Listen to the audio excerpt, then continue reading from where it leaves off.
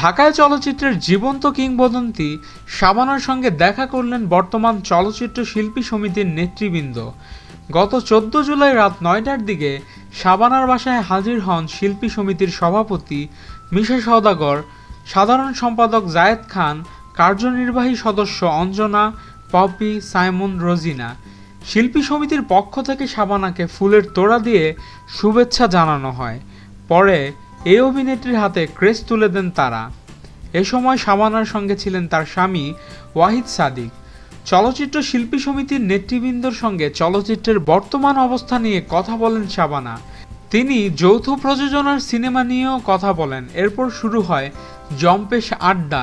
এক পর্যায়ে মিশা সওদাগর, জায়েদ খান, সাইমন সাদিক শাবানার বিপরীতে যেসব চিত্রনায়ক অভিনয় করেছেন তাদের সংলাপ বলার স্টাইল নকল করে দেখান।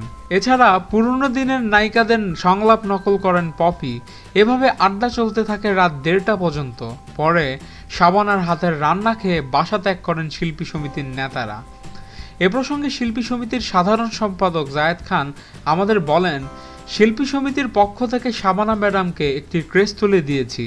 তিনি আমাদের পেয়ে অনেক খুশি হয়েছেন। আমরা তাকে শিল্পী সমিতিতে আসার আমন্ত্রণ জানিয়েছি। তিনি আসবেন বলে কথা দিয়েছেন। তিনি আমাদের পাশেই থাকবেন সবসময়। এছাড়া ম্যাডাম যৌথ প্রযোজনার সিনেমা নিয়ে কথা বলেছেন। তিনি বলেছেন সঠিক নিয়ম মেনে যৌথ প্রযোজনার সিনেমা হওয়া উচিত। এছাড়া আগামীতে চলচ্চিত্রের মানুষদের পাশে থাকার প্রতিশ্রুতি দেন। একই সঙ্গে চলচ্চিত্র প্রযোজনা কিংবা নির্মাণের জন্য প্রাথমিক আশ্বাস দেন তিনি।